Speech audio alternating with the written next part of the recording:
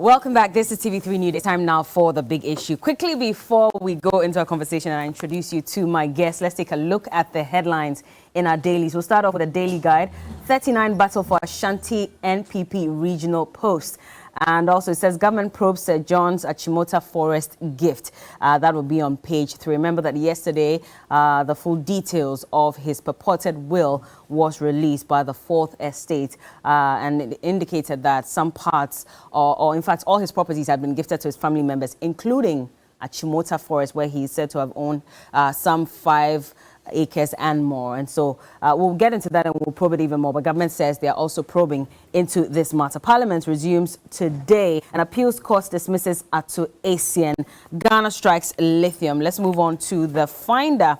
And it says NPA finds 7 companies 1.55 million Ghana cedis. Africa depending on foreign portfolio investors dangerous, according to the CEO of MTN. AFDB outdoors support for 20 million farmers to avert food crisis. And the opening ceremony for the event is today. And so look forward to that. The president will be the keynote speaker. Government engages stakeholders ahead of 10 billion Ghana cedis YouStart launch in June. And Ghana teams up with New York mayor to make Ghana tourism hub of Africa. Now to the Business and Financial Times. It says inflation tempo pushes Bank of Ghana to 19% policy rate hike. You know what that means, right? So lending rate will also go high. 23.7% of MTN ownership localized, and tourism hub agenda secures major international support.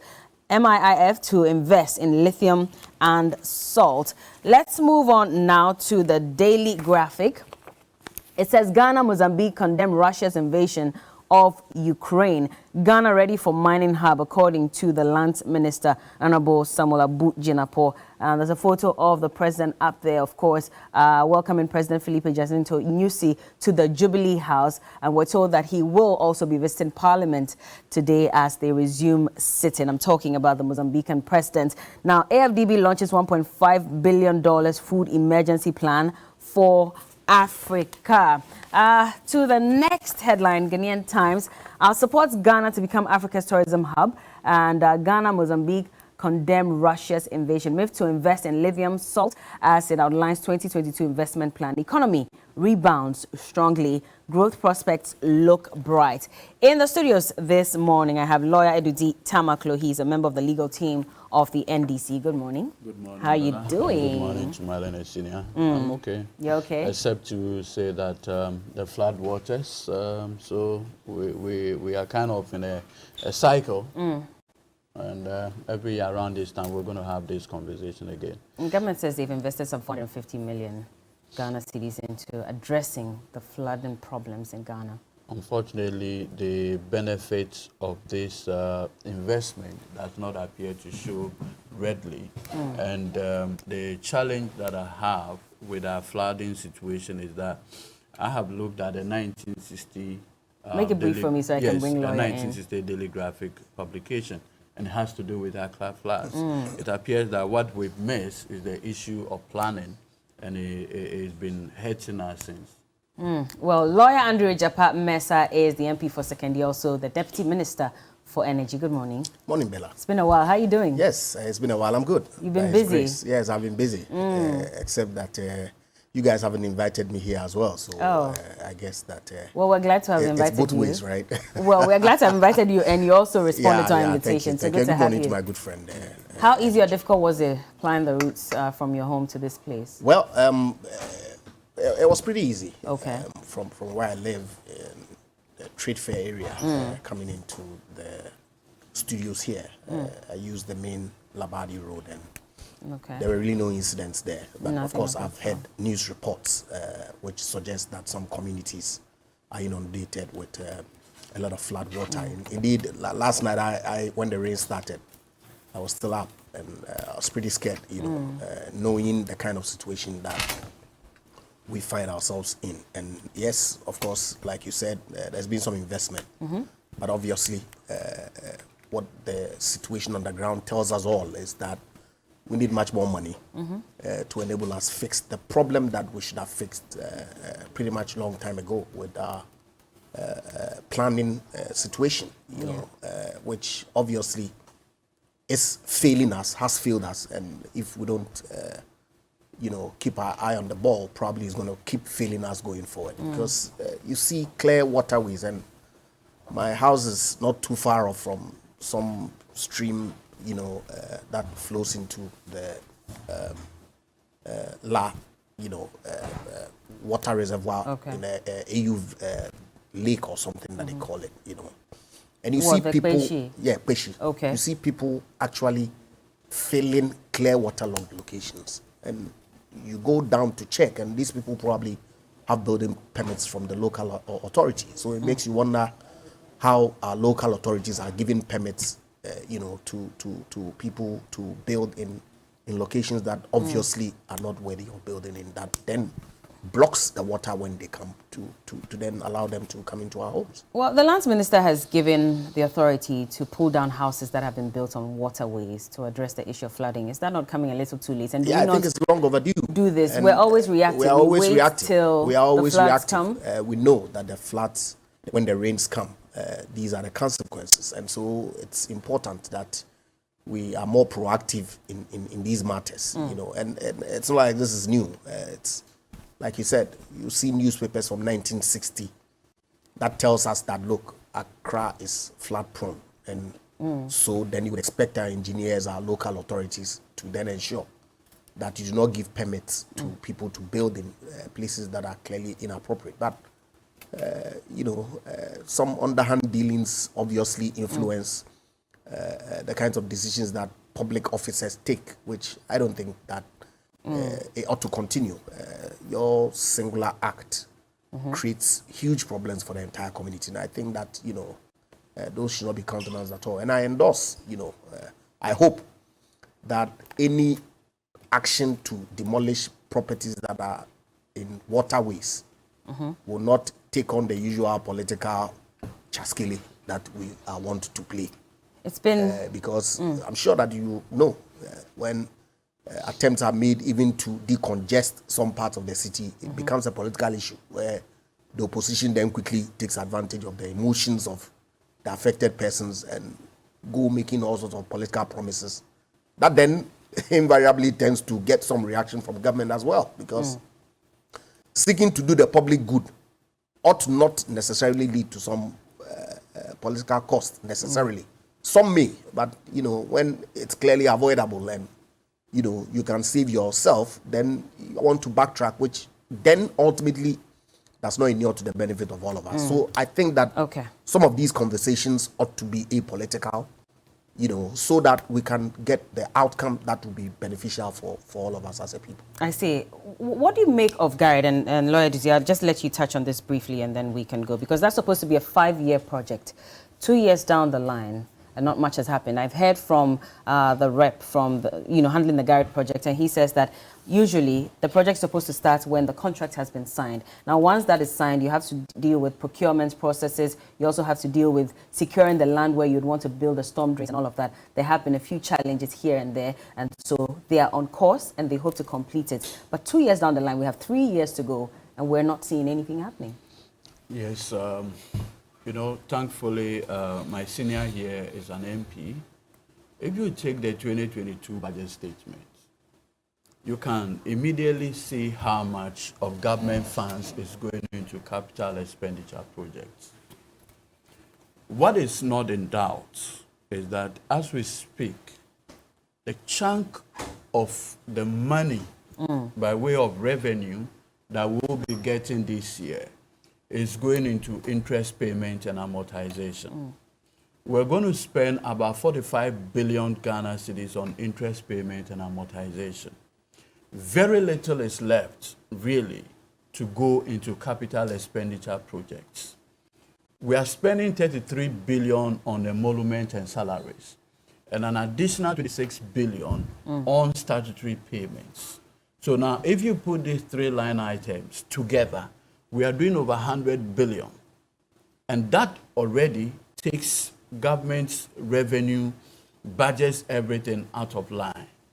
And so the little that is left on capital expenditure projects, very little is going into particularly the Ministry of, and I have taken particular interest in this conversation because, last year, we spent the greater part of last year talking about the tidal waves. Yeah. And so I was monitoring the budget to see exactly what the allocation for tidal waves and other related matters to the Ministry of Works and Housing. And they are responsible for some of these interventions. Very little is going there. And so, in terms of even government's priority, it is not one of the areas that government is investing in.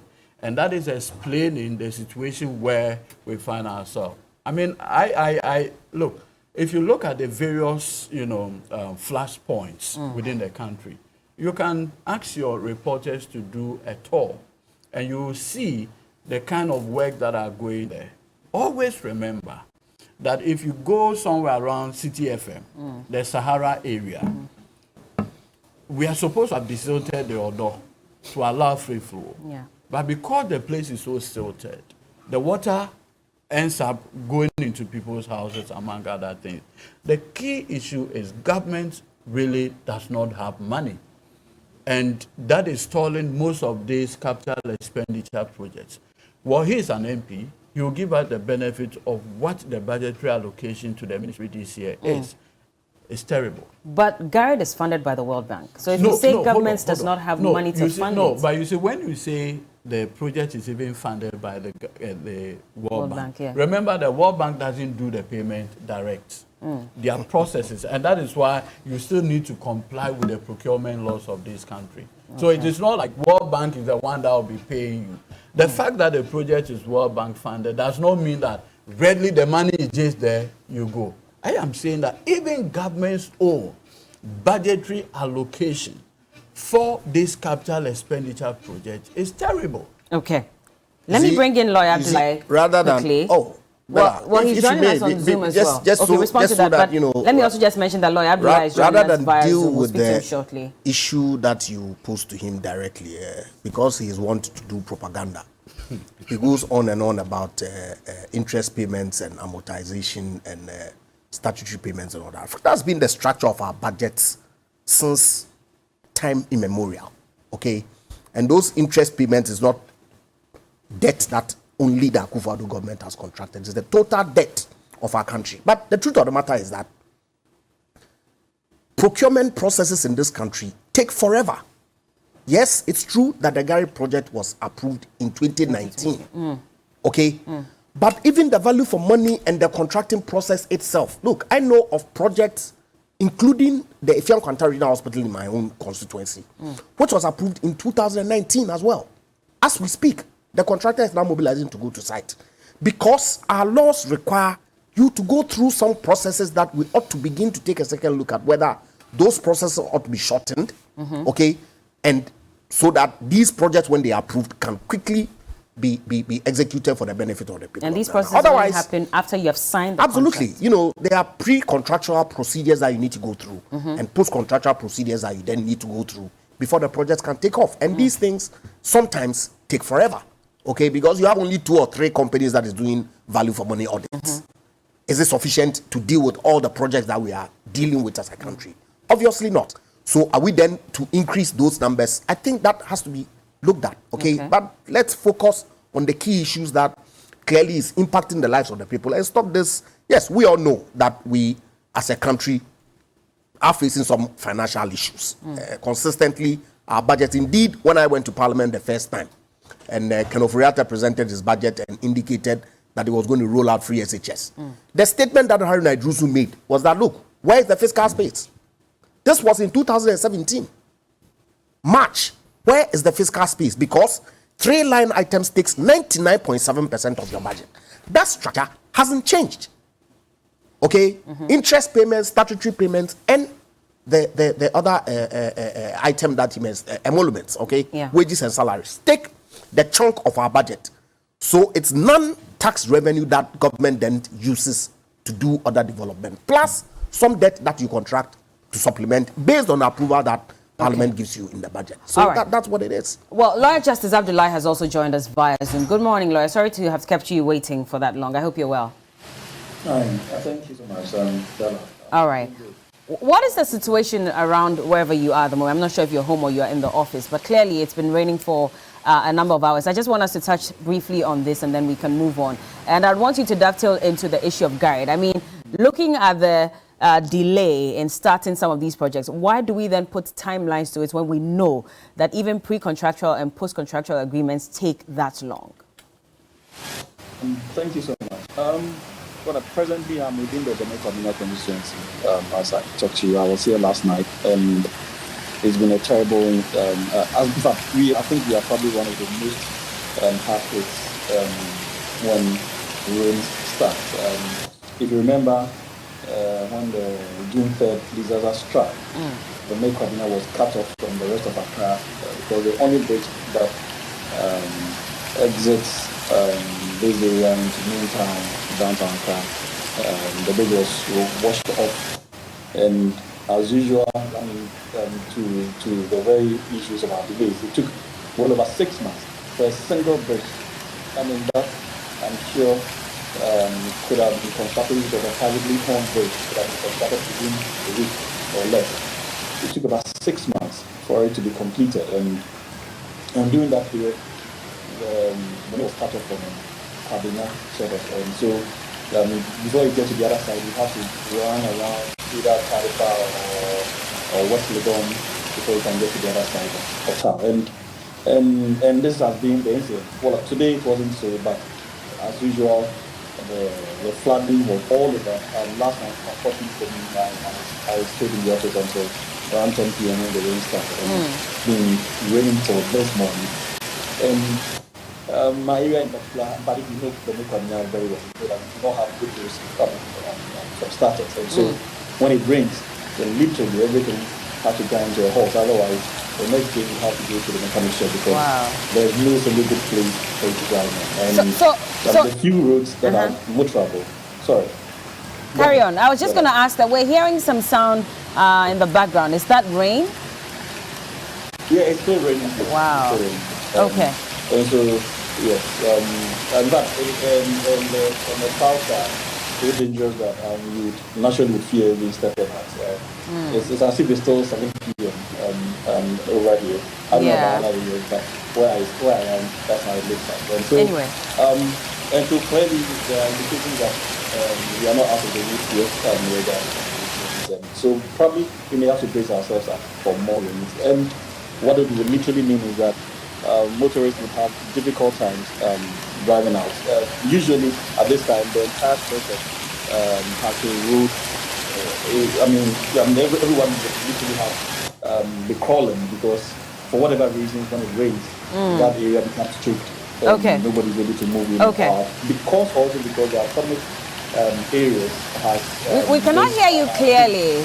We cannot hear you clearly. So we'll try and get back to you, when we fix this problem, by the way. But that's Lawyer Justice Abdullah. He's also joining us in the conversation. I still have Lawyer Edudi Tamaklu and Lawyer Andre Japamesa in the studio. Let's go into our first major topic for today. Hopefully this time we'll go into another one. But the Fourth Estate, which is, a media house, also has cited and confirmed a will that's purported to contain parcels of land of specified and unspecified areas and acres of land in the Achimota forest. It's purported to be the will of the late Sir John of the NPP, almost a year after he passed. These documents have leaked, and it shows that there are some over 5 acres, in fact 5.541 acres of land that is situated at the Achimota forest, which he shared for his nephews and his daughters. And not just that, but some pieces of land at the Ramsar site in Sakumono, that's also supposed to be a reserve area. And so many have been asking questions that how is it that just when the dust is yet to settle on that EI 144 that gave out some 361.50 acres of land to the Owu family, and in fact said that that land ceases to be a forest reserve. We heard from the lands minister who said that Achimota forest is not for sale, it has not been sold, and yet there is a purported will of Sir John that indicates that he may have owned some parts of the forest and is giving it out to his family. Lawyer, let's start off with you. It's unbelievable, the narrative. Okay, because unless, of course, you can demonstrate that the portion of the land that Sir John is purported to have willed to beneficiaries in as well, is part of the forest as preserved. What's the issue? Nobody has so far been able to confirm whether it is part of the land that was given to the Owu family, for which Sir John disposed part of. Then we need to begin to ask how and whether he made those acquisitions from the Owu family, or that indeed and in fact government, beyond those portions that were released, also appropriated some to itself and did some disposals thereof. If there's no investigation, how are we going to establish that? Yet for political mischief, and you go on social media and you read all sorts of things, people drawing their own conclusions and making comments as if to say that by reason of the fact that he was head of the Forestry Commission, any purported disposals constitute part of the forest, means government has been misleading the people of Ghana all this while. Meanwhile, you and I know that the Achimota forest, as was acquired in the early 1900s, has gone through various shapes of reduction, including the Achimota School and the Green Hill, Gimpa, and even the Forestry Commission area, was all part of the original acquisition. Indeed, some encroachment subsequently into Achimota lands. It's a subject matter of litigation in court and all that. Fast forward 2013, we saw what it is that the previous government under the leadership of Mr. Mahama sought to do. Which is what? To create the Eco Park in there. Why? That did not constitute a disposal. Was that wrong? No, to I'm not want saying to create so. an Eco Park? No. Okay. But of course, I haven't said that Achimota School was wrong. I haven't said Green Hill and Gimpa and Forestry Commission was wrong. I'm only making these comments to then draw parallels with what it is that people are seeking to do with respect to what government has done today. In any event, you've seen the EI. Does the EI make a disposition of any sort? Or you only seeks to confirm what has been done in the past by way of deforesting that section, just so that the owners who have been given back their land can then use it for the purpose for which they intend to? But isn't that where the problem is? How is it a problem? That even though these lands were given to the old family under the NDC, and of course we know that this started from the Kufuor era in terms of the portions that were given, but even under the NDC, Honorable Innusa Hussaini, who was then the lands minister, said that even though we gave it to the family, we did not declassify it because we wanted to develop it into an ecotourism park. Hold on. And then they would they would have to develop it to also fit into the preservation of the forest. Are you suggesting to me that the government at the time granted part of the land that it had plans of developing into an eco park onto to the owners, and that said to the owners that, hold on, we are going to tell you what to do with the land? Is that what you are telling me? But that's what the former minister said. Does that make sense? They did not declassify those No, but of lands. course they did not.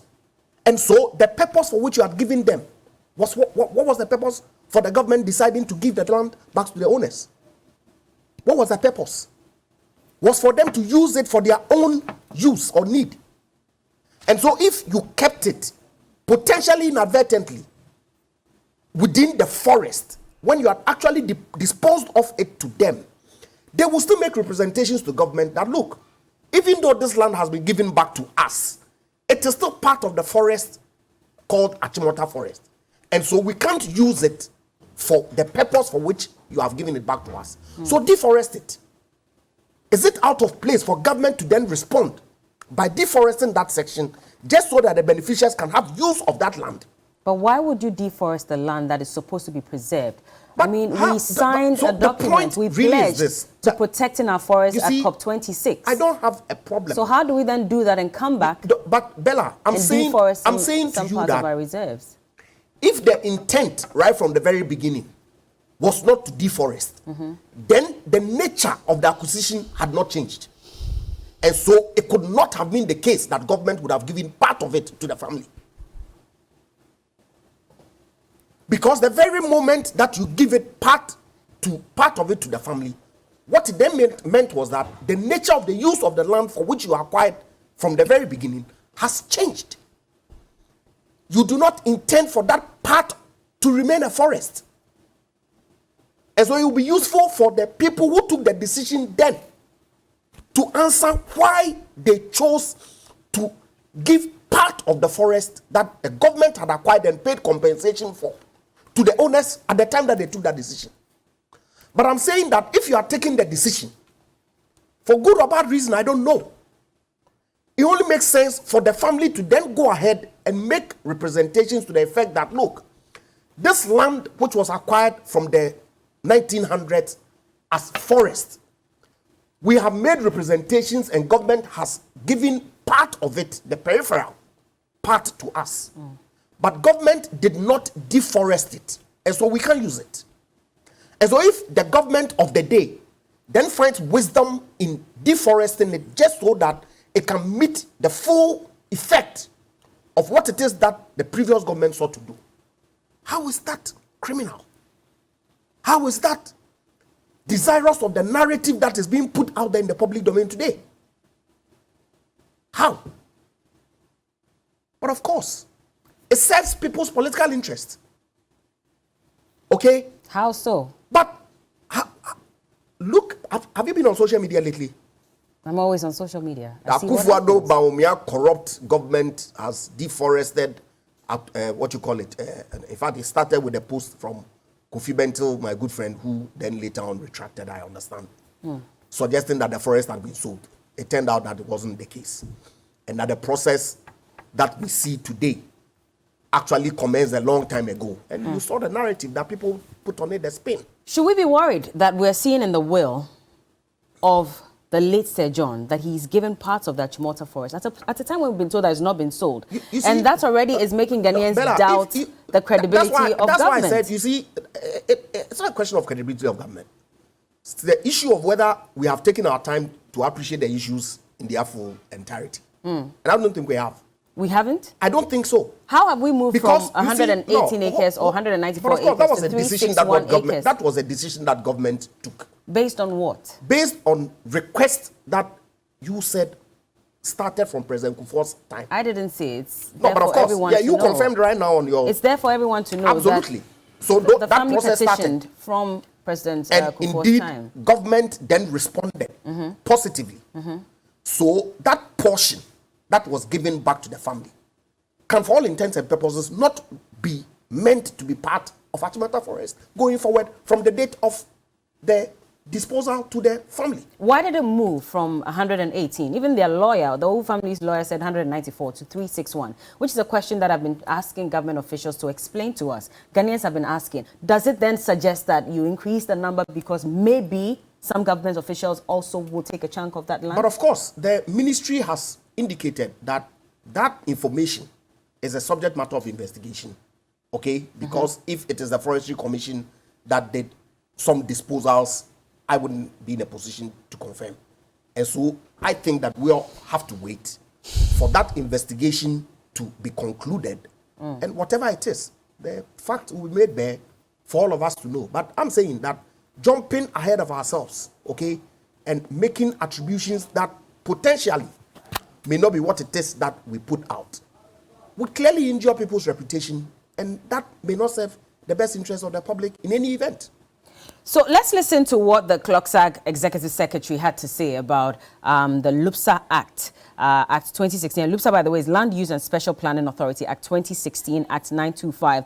They say makes it very clear that the procedure to be adopted when you're declassifying the forest reserve has to go through Parliament. The President has no power to assent to an EI that declassifies the forest reserve or any public land. Let's listen to him quickly. We'll hear from Lawyer Mesa before we go to Lawyer Duty Tamaklo.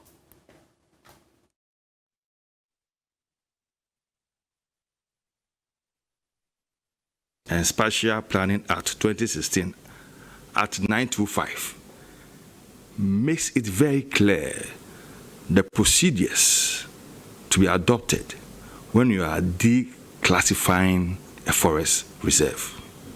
Without limiting subsection 3, the change or use or rezoning of a public space shall be subjected to the approval by Parliament. When you go to the interpretation, a public space means a generally open area accessible to and used by the public, including resource lands, urban utility space, riparian buffer zones, natural park areas, forests. The body that can approve the declassification of the Achimota forest is Parliament, not an EI. I think there should be a commission of inquiry to determine who actually owns even the forest. Sir, what do you say to this?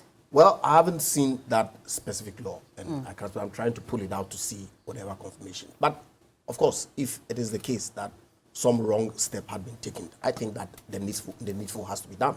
Which is okay. what? But, of course, I mean... To rescind the EI? If that is what has to be done, I don't see why there will be a difficulty in doing that at all. But, obviously, coming from the Lands and Natural Resources Ministry, because they will be the originators of the EI to His Excellency the President, I'm sure that they have lawyers in there who would have looked at the procedure and then made a recommendation for the EI to be executed. I do not have any doubt at all that they followed the right process. But if indeed the provisions that you just played is what it is that it is, then I think that the needful has to be done. Lady Tita Maklo, what do you make, especially starting from this point where Clockstack is asking for the EI to be rescinded? Occupy Ghana is saying that rescind this EI and put together an independent commission, or at least get Shraj or a special prosecutor to investigate the issue concerning the Achimota forest and, of course, allegations that parts of the land will be given to some government officials. Okay, so Bella, I have with me the Land Use and Spatial Planning Act 2016 Act 925. And if you go to the interpretation section, that's section 198, it has interpretation. Now, it comes back to the point where they defined public land, public space, sorry. It means generally open area accessible to and used by the public, including resource lands, urban utility, riparian buffer zones, natural park areas, forests, urban parks, among other things. Now, if you look at the interpretation, and again, if you go back to section 93.4, it says, without limiting subsection 3, the change of use or rezoning of a public space shall be subjected to approval by Parliament. So it's clearly provided. I had to pull the said legislation. And if you go back to the EI, that's EI 144. In EI 144, it is very clear as to why the president is doing what. It simply says cessation of forests, the heading of the executive instrument. And I strongly believe that the intention of the maker of the law, which is Parliament, and thankfully he is a member of Parliament, is to ensure a certain level of accountability in the process of rezoning or reclassification. And the whole idea is that you want to have the representative of the people have a say. Now, the essence of subjecting something to parliamentary approval per our courts is to ensure transparency, is to ensure probity, is to ensure accountability. And these are the very reason why the courts have always taken exceptions to matters done without approval of Parliament. Now, if you look at the executive instrument, the president does not provide any reason for the reclassification. In fact, I have combed the entire EI. You do not have any reason. Now, when there are no reasons for taking a particular act, it is subject to abuse. And that is why immediately the EI came into the public domain, people started raising or giving all kinds of reasons. Now, to avoid that, what you do is to subject the process through parliamentary approval. The representatives of the people will ask questions. Whoever the sponsor of the bill or whatever thing will be. That why are you desirous of reclassifying a forest? Then you provide reason. Now look at this. We have been told, and if you look at the statement by the minister, he told us that initially 90 acres were to have been, given to the Owu family. Now, if you look at the 24th November 2008 Memorandum of Understanding between the Owu family and then the Kufuor administration, it makes reference to why they thought they had to give. Because at that time, the claim was that adequate compensation had not been paid to the Owu family. But what is also not in doubt, and if you look at the records, the Jackson Commission report, Commissioner Jackson around 1940s had 15 families in Greater Accra, make claims for compensation in respect of the Achimota forest lands. Now, when they appeared before the Jackson Committee, the Owu family again appeared and made their representation. Interestingly enough, the Owu family before were represented by then lawyer Edward Akufo-Addo. Interestingly. Now, when they appeared before Commissioner Jackson, he found that the Owu family could not make any claim to the family at those lands and provided all the background. Incidentally, £21,000 was paid. It was paid for the last two and then the Osus two as the owners. And those reports are there. National Archive is there. Now, what is not in doubt is that the conversation is clear that 118 acres of those lands were given to the Owu family, correct? Now, the question that we have been asking government officials, which had become so difficult, is like trying to pull a camel through the eye of a needle. It's a very simple question. If you are claiming that the EI 144 is to perfect the act of the Mahama administration, and that it is to make do with or make good the act started by the Mahama administration, how come that you have increased the land from 118 acres to 361 acres?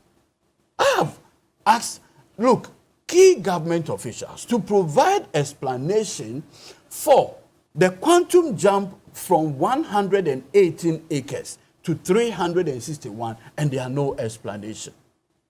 And in fact, the EI itself is silent for the increase. I've looked at the schedule to the EI. It provides the various portions.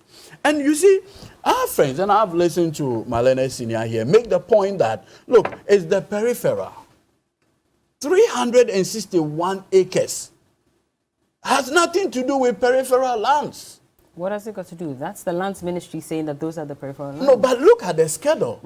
There's a schedule attached to the instrument. In that schedule, it provides 1, 2, 3, 4. There are 5, portions of land. Those have nothing to do with peripheral. In any case, you know why this claim by government officials is an afterthought? Do you know that the 118 acres that were given was duly registered at the Lands Commission? The 118 acres of land that was given to the Owu family was duly registered at the Lands Commission with an instrument. So they claim that EI 144 is to perfect what the Mahama administration did. It's an afterthought.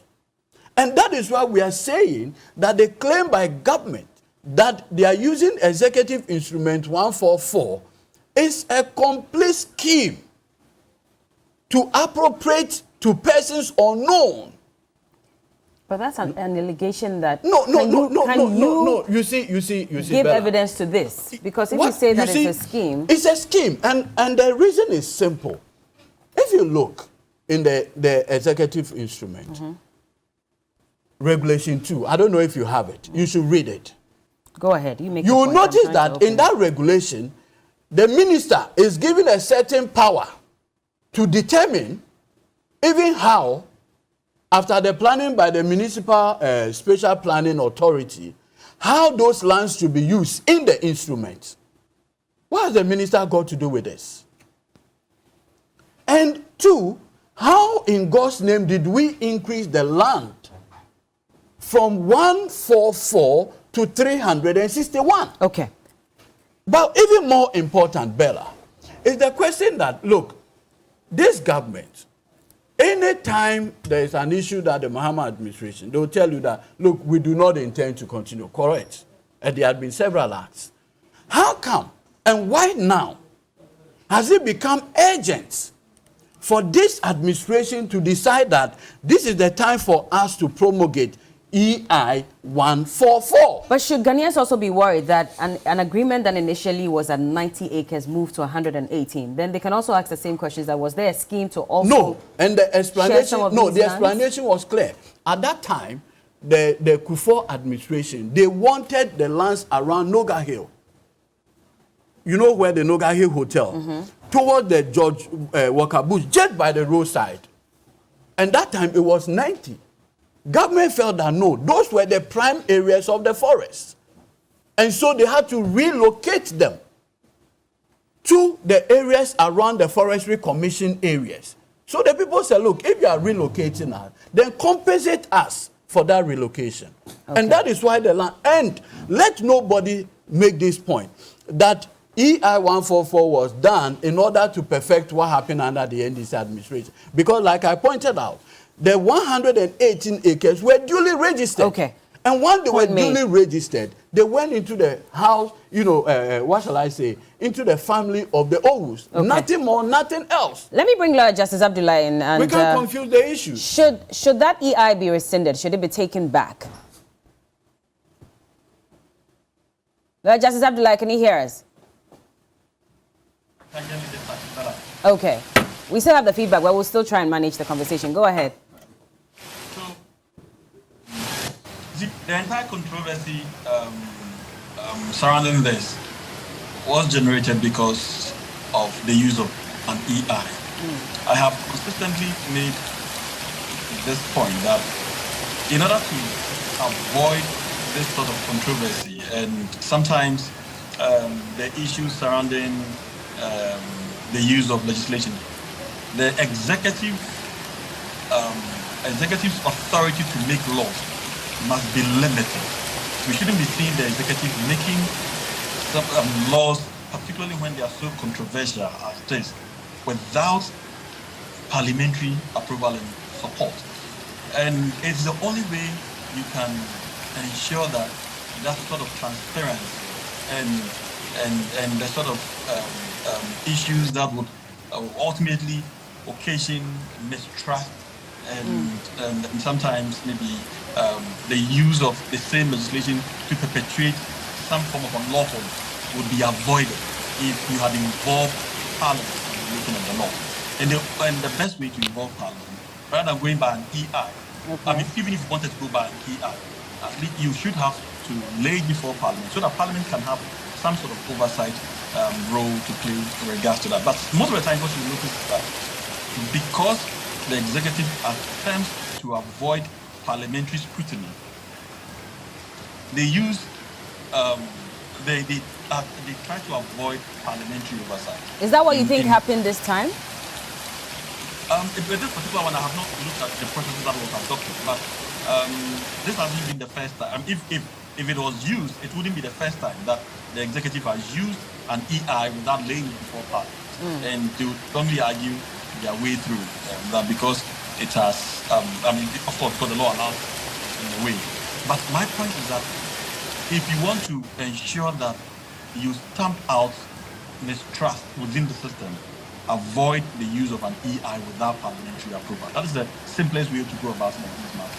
Particularly when you're with an issue that has already been provided for by specific legislation, then it makes no sense to use an EI where there is a clear procedure adopted and approved by Parliament to be used in achieving and realizing the objectives that are supposed to be attained with the use of the EI. Now, what we have to remember is that if the executive had gone to Parliament, the minimum benefits that would have had would be the clear case of a memorandum accompanying the law that is intended to be passed. And so we all would understand the basis for this particular piece of legislation and be able to interrogate it further, to be able to appreciate the objective of the executive in coming out with this particular law. And of course, by interrogating the particular legislation, we would also have that benefit of educating ourselves and knowing where to question the executive and where not to question the executive. But now you've taken all these benefits from all of us, and what you are left with is the act of suspicion, mistrust, and questions that could have been asked prior to the making of the legislation. Yeah. And this is why we ought to avoid some of these steps and procedures, even where we have the law backing us in adopting such procedures. Now, having said that, we have made a point, and indeed, since the passing of the legislation, we've always been asking for a scrutiny, and indeed, maybe having a committee of inquiry to go into all these matters, because really this is the best way that we can get the best outcome from all these noise that we are all making. And I can understand why we're all making noise, and I will strongly urge all of us to continuously making those noise, because really, to disclassify an area that is supposed to be the only forest belt within the greater Accra enclave, I think such a serious issue that we cannot simply leave it with the executive, for the executive alone to take such a decision without the involvement of all of us. I do not think this is right, first of all. Second, I think that the area is, but particularly because of the peculiar location of the Achimota forest, it cannot simply just be allowed to be declassified without any concrete and convincing maybe position from the state. There must be a reason why we would want to declassify it. We cannot simply declassify it because the executive wishes to do so. All right. That is context. That cannot be something that we can. So clearly, based on the explanation you've given, of course, there are processes that you need to follow when it comes to the formulation of laws and policies, right? And so in this case, do we say that a law has been breached, and does the EI still stand? No, you mean at this moment, the only basis in questioning the validity of the law would be on the basis of the piece of legislation that that was referred to, the special and planning act, and that's the only basis for questioning the validity or otherwise of this legislation. And I'm in all ball with what Edith said and what Cossack is saying, because really the law is so clear. And indeed, if you notice, even my senior minister has also re-emphasized that same point, that because of the existence of parliamentary legislation, you cannot simply avoid it by going through EI. But remember, EI necessarily is not an illegal route to take, except where, in this particular case, there is a lay-down procedure, and that lay-down procedure has not been followed. Now, once that lay-down procedure has not been followed, it becomes an issue of Supreme Court interpretation to literally strike this out. And I am very confident that if anyone takes this one up, he's likely to come out with feedback from the Supreme Court. Okay, well, let's take a quick break. That's Lawyer Justice Abdullah. I still have my lawyers in the studio. We'll be speaking on this further when we get back. This is a big issue on TV3Newday. Welcome back. This is still TV3Newday. The big issue continues. Lawyer Andre Japat Mensah, the Deputy Minister of Energy and also the MP for Second D, is here with us. We also have a member of the NDC's legal team, Lawyer Edudi Tamaklo, and also Lawyer Justice Abdullah joins us via Zoom.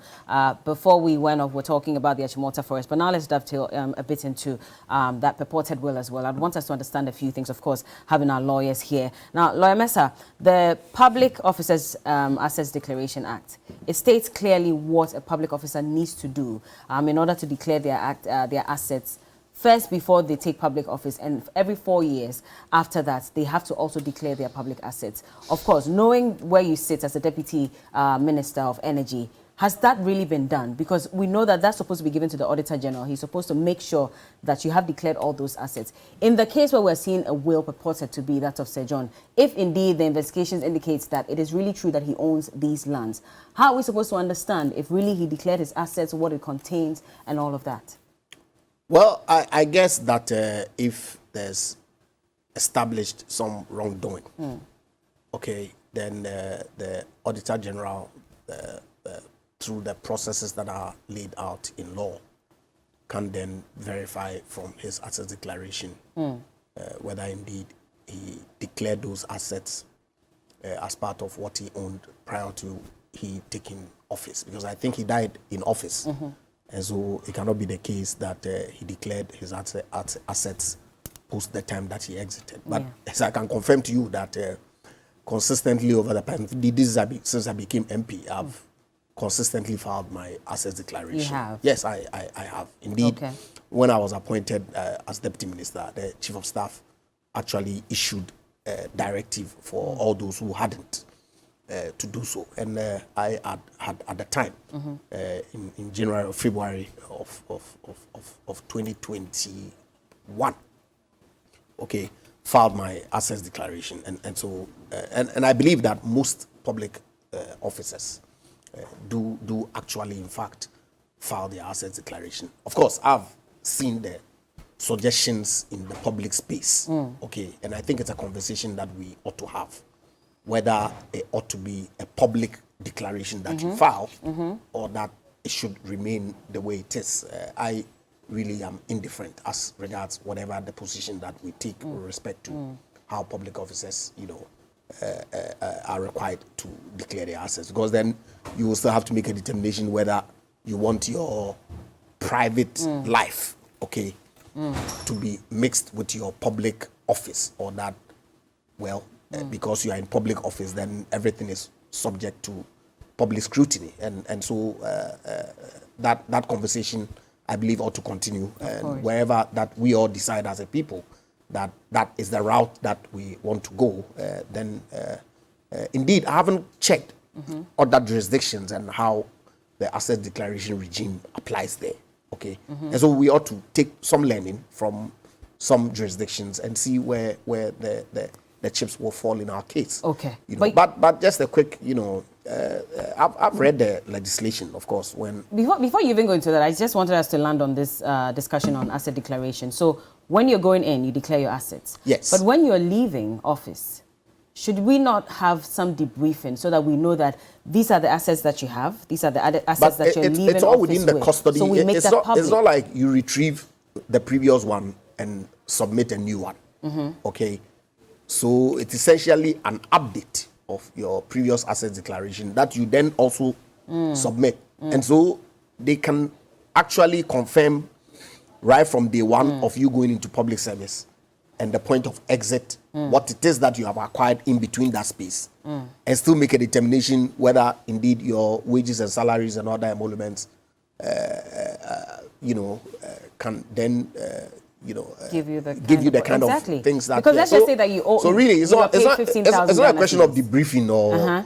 I'm saying that the mechanism as exists, okay, can lead to a confirmation of the kind of assets that one has acquired when he went into public office. You know, so really, like I said, I mean, I don't have a view. So let's continue the debate, and wherever we settle, I'm fine with working with. Is it true that when the assets are being declared, it's put in an envelope, left at the Special Prosecutor's office, and nobody even opens it at all?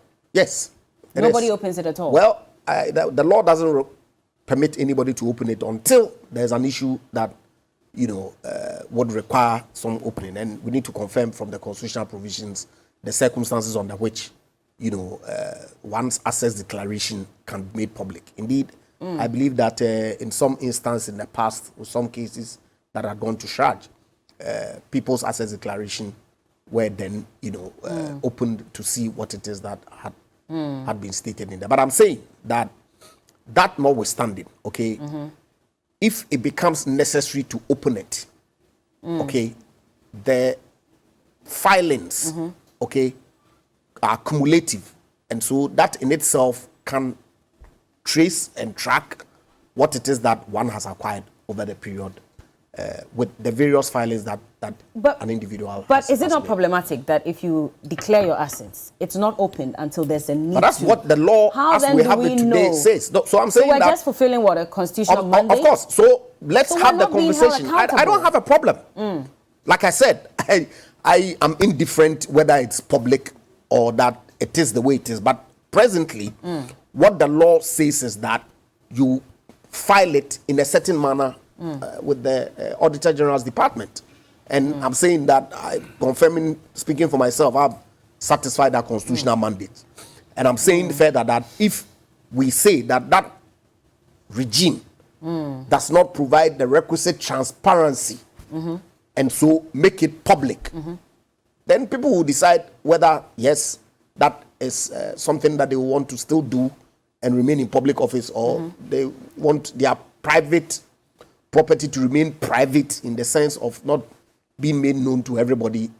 You get what I mean? So that conversation, I think, is useful. It should be had. Yes, but is so your party interested in that? Because we're hearing names of it's not a question people of who suddenly became rich overnight. These are government officials. You see, now we're seeing this will as well. Should your party not be interested in reviewing the acts just to be sure that whatever properties that these people had and whatever properties they acquired after getting into public office was not as a result of, you know, government's lands and all of that? Corruption? It's not a question of whether my party should be interested or not. It's your party that's in power, which is why I'm asking. It doesn't matter. I mean, if the good people of this country take a decision, okay, that, look, collectively, we think that the rule that has existed for 30 years, okay, should be changed, then that rule would have to be changed. It doesn't matter whether it's MPP today or it was NDC yesterday, because the rule hasn't changed between 2017 to date. I'm saying that that has been the rule since 1992. And if we want to have a conversation about changing it, yes, Mohammed, let's have the conversation and then take a decision collectively. Edudi, is it not problematic then that you file your assets, you send it to the special prosecutor, it is not open until there's a need? It's not even the special prosecutor, it's the Auditor General. Auditor General, pardon me, I keep saying special prosecutor. Auditor General, it's not opened until there's a need for it to be open. You're supposed to be held accountable. Even to some extent, the public expects that they would also know what you had in your possession before you took over public office and what you're going out with, just so we know that you did not also pillage government resources or public resources to grow your wealth. So, Bella, you see, you've made a very important point. So let's situate this conversation within the, the will of Sir John, and let nobody say this will is a subject of litigation. And so it's been admitted into probate.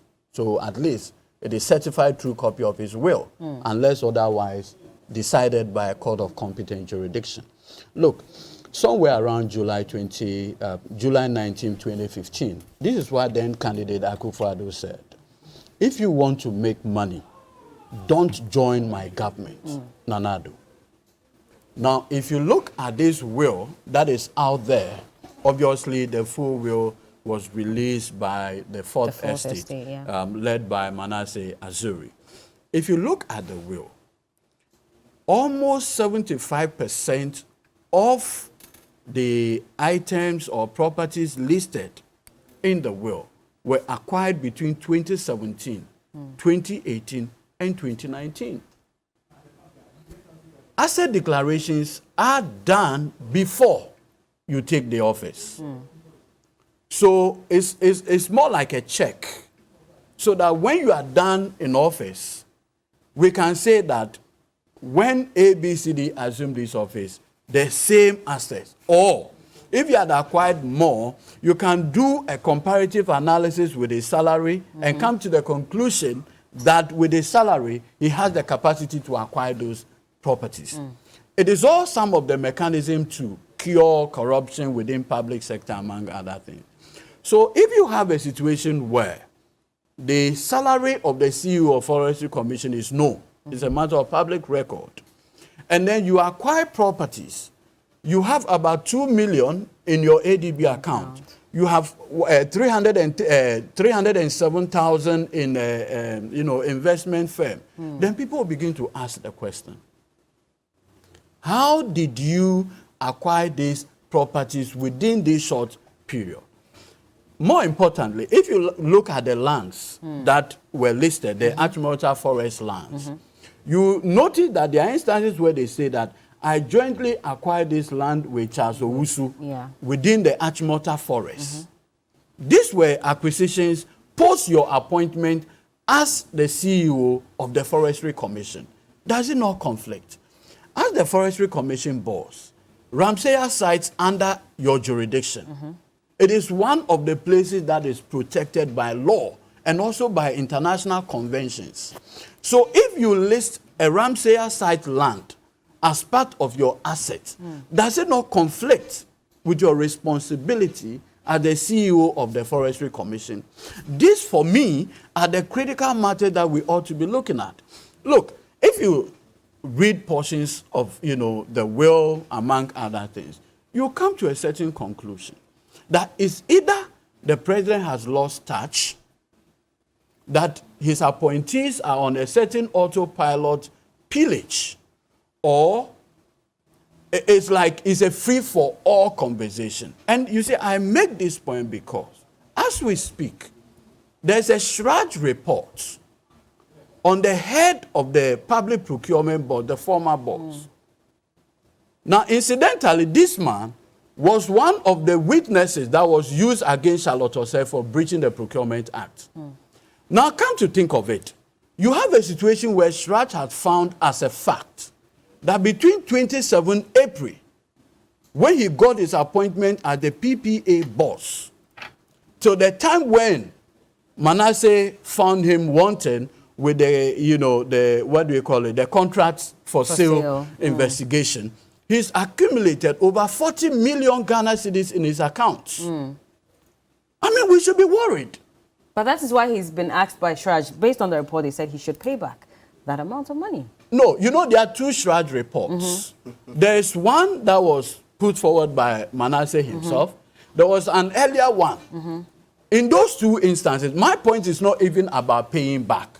My point is, how did we get to the point where a public officer under a president who had promised to protect the public purse will get to the point where one appointee makes over 40 million Ghana cedis? That aside, I mean, if you should do an asset review evaluation of what Sir John acquired between 2017 till the time of his demise, may he so rest in peace, then you begin to ask a question.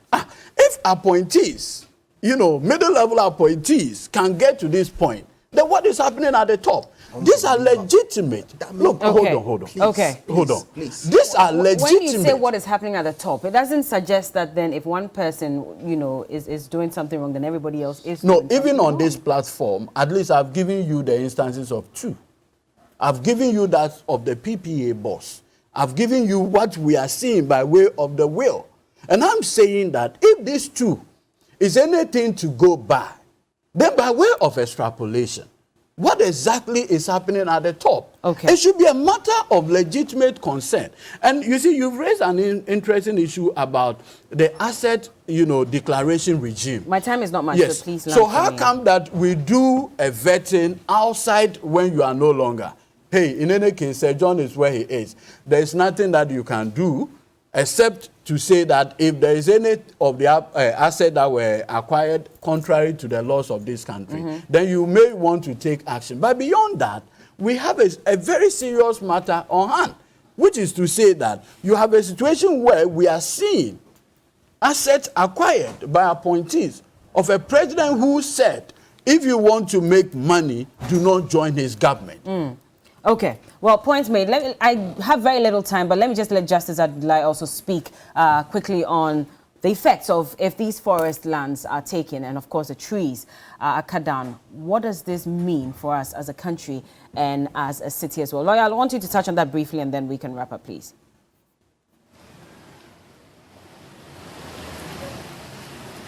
Lawyer, can you hear me? Okay, we're having challenges. I think that's the end of our conversation this morning. I would have wished that we could continue, but thank you so much, gentlemen, for joining me. I know you were preparing to say something. My time is up. My time is up. It's interesting how the president is all of a sudden vicariously liable for the acts and omissions of his appointees. Okay, these are personal acts. Okay, and so one wonders, except I'm happy how you have detached the president. No, but of course, Can I mean, we stick to that conversation going forward? No, but of course, if you want us to do comparisons, that Airbus, is what I'm saying. Airbus, So now Airbus made revelations that clearly point to a certain president having been involved in a certain transaction, but that no act of benefited his brother financially, and so wait, against that president. Okay, that's one you thing. See, okay, you see, please let me land, please. I have to go. You can't run away from it. Look, I'm and it's been 4 years or 5 years, and I'm positive that at least the institutions of state, okay, are dealing, especially with the PPA issue. Okay, only last week, we all saw the statement that the special prosecutor, which was established under the presidency of His Excellency Nana Akufo-Addo, has leveled charges against the former PPA boss, and is going to go through prosecution to face the full rigors of the law. And I think that if it is established that public officers indeed have engaged themselves in some wrongdoing, by all means, the law ought to take its course. Okay, and I would expect that post the investigation that the Lands and Natural Resources Ministry is conducting, we would get to the bottom of whether indeed these lands that are the subject matter of controversy were actually acquired through. That's the all right. Well, we have to wait for the investigation to be completed. We have to wait. So we're waiting on that. I mean, government, they say that they're investigating this matter. Also with regards to the former PPA boss, so the special prosecutor on the 18th of May leveled charges against him. In fact, 8 counts of using public office for profit and 9 counts of directly and indirectly influencing the procurement process to obtain an unfair advantage in the award of procurement contracts. And his brother-in-law as well was charged with 1 count of using public office for profits. And so they expected in court on the 25th of May, which is tomorrow. So I'm sure that we'll apprise you on all the happenings. Tomorrow? Yes. Oh, happy birthday in advance. Thank you. Interesting. Are you going to have a party so we all... No. He's aging. He's aging, eh? Anyway, happy birthday. God bless you so much. Thank you very much. Okay, well, so I've been speaking to lawyer Andrew Ejapa Mesa. He's the Deputy Minister of Energy and also the MP for Sekondi, and lawyer Edudi Tamaklo. Yes, your minister's birthday. Yes, we wished him on TV. Good. Yes, good. Lawyer Edudi Tamaklo is a member of the NDC's legal team, and also via Zoom we were speaking to lawyer Justice Abdullah. Quick one. So is it raining where you are? Of course, we heard from the meteorologist. She says that it's going to continue raining until about 10 a.m.